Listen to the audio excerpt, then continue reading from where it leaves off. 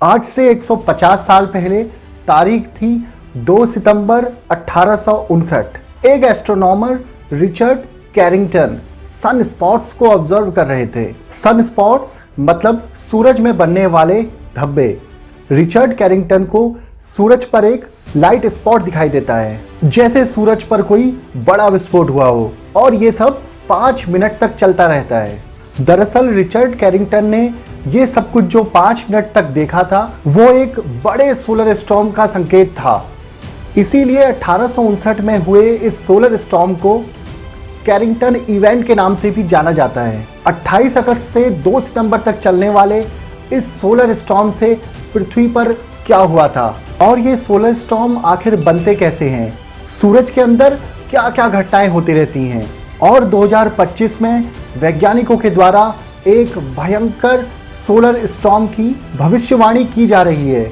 अगले 5 मिनट में हम इन सभी चीज़ों को बारीकी से समझने की कोशिश करेंगे। 1859 में हुए कैरिंगटन इवेंट मतलब सोलर स्टॉर्म में आकाश में रंगीन लाइटें दिखाई देती हैं और यूनाइटेड स्टेट्स के कई इलाकों में इस रंगीन एनर्जी या रंगीन प्रकाश को ऑब्जर्व किया गया था। और इस सोलर स्टॉर्म ने रात के अंधेरे को इतना प्रकाशमान कर दिया था मानो दिन ही हो रहा हो।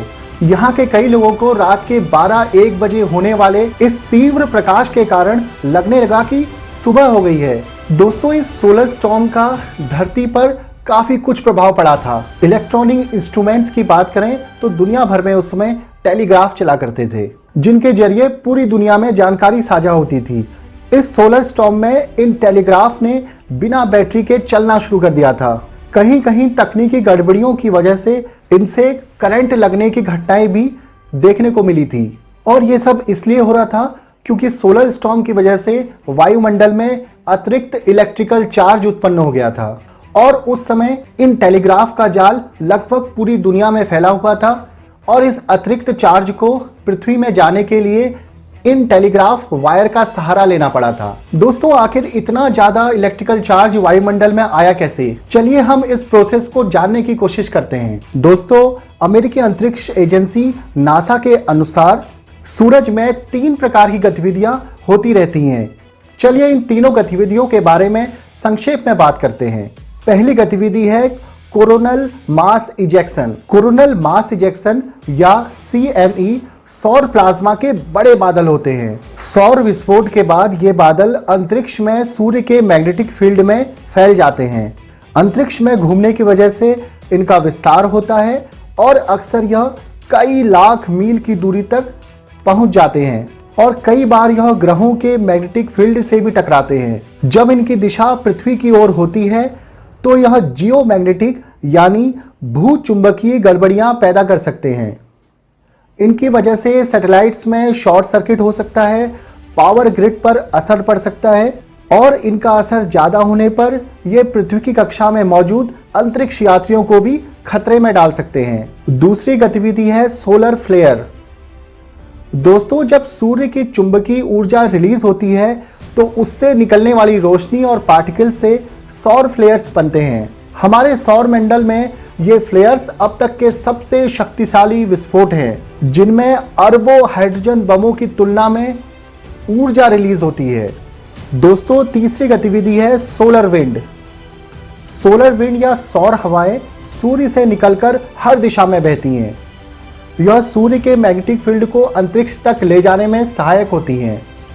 दोस्तों, यह हवाएं पृथ्वी पर चलने वाली हवाओं की तुलना में बहुत कम घनी होती हैं, लेकिन इनमें रफ्तार बहुत ज़्यादा होती है। दोस्तों, इसे हम ऐसे समझ सकते हैं कि सौर हवाएं 20 लाख किलोमीटर प्रति घंटे से भी ज़्यादा की रफ्तार से बहती हैं। यह इलेक्ट्रॉन और आयोनाइज्ड परमाणुओं से बनी होती हैं जो सूर्य के मैग्नेटिक फील्ड के साथ तालमेल बैठाती हैं। दोस्तों, यह सौर हवाएं जहां तक बहती हैं उस सीमा को हेलियोस्फीयर कहा जाता है और यह क्षेत्र सूर्य का सबसे प्रभावित करने वाला क्षेत्र होता है। दोस्तों, रिसेंटली सूर्य की सतह पर एक भयंकर सोलर स्टॉर्म स्पॉट किया गया है। तो सोलर स्टॉर्म से बने हुए इन पार्टिकल्स को पृथ्वी पर पहुंचने में केवल 2 मिनट का टाइम लगता है और पृथ्वी से जब ये सोलर स्टॉर्म टकराते हैं तो पृथ्वी का चुंबकीय क्षेत्र रेडिएशन के इन कणों को उत्तरी तथा दक्षिणी ध्रुवों की तरफ भेज देता है परंतु कभी कभी ये सोलर स्टॉर्म इतने ज़्यादा प्रभावशाली होते हैं कि पृथ्वी के चुंबकीय क्षेत्र को भेदते हुए ये पृथ्वी तक पहुंच जाते हैं और एक भयानक जियो स्टॉर्म की संभावना पैदा कर देते हैं। दोस्तों, वैज्ञानिकों का मानना है कि 2023 से लेकर 2025 तक भयंकर सोलर स्टॉर्म आने की पूरी संभावना बनी हुई है। और अगर हम इन सोलर स्टॉर्म्स को 1859 में आए हुए सोलर स्टॉर्म के साथ तुलना करें तो तब के और आज के परिवेश में बहुत सारी चीज़ें बदल चुकी हैं।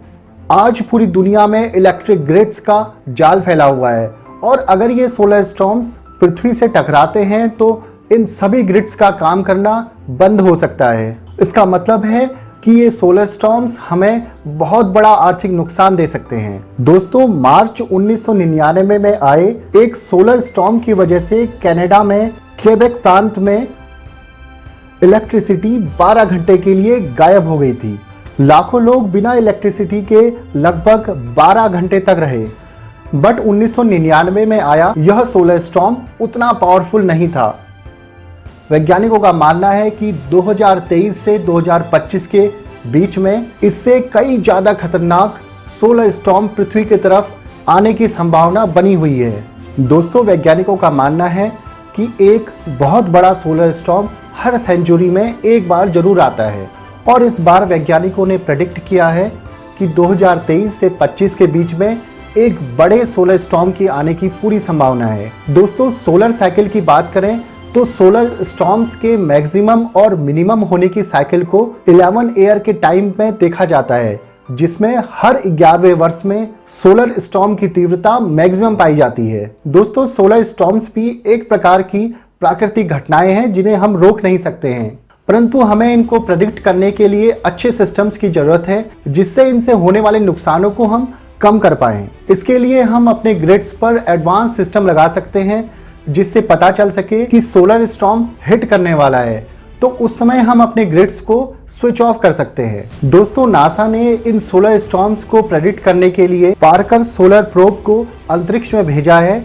जो कि सूर्य के नजदीक जाकर सूर्य को समझने में हमारी मदद करने वाला है। इस पार्कर सोलर प्रोब की बात करें तो यह सूर्य के बिल्कुल नजदीक जाएगा जहां तक अभी तक कोई भी स्पेसक्राफ्ट नहीं जा पाया है और उस नजदीकी से सूर्य में बनने वाले कोरोनल मास इजेक्शन को इसके द्वारा स्टडी किया जाना है।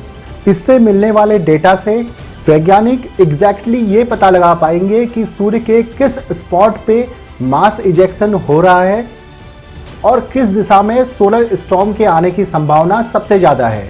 दोस्तों, इसरो भी सूर्य के लिए एक मिशन को लॉन्च करने जा रही है।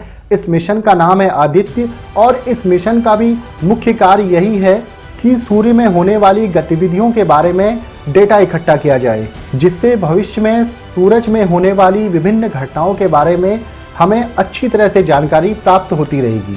दोस्तों, आज के वीडियो में इतना ही। आपको यह वीडियो कैसा लगा कमेंट बॉक्स में जरूर बताइए। ऐसे ही वीडियोस को देखते रहने के लिए चैनल को लाइक, शेयर और सब्सक्राइब जरूर करें। मिलता हूं आपसे नेक्स्ट वीडियो में, तब तक अपना ख्याल रखिए। धन्यवाद।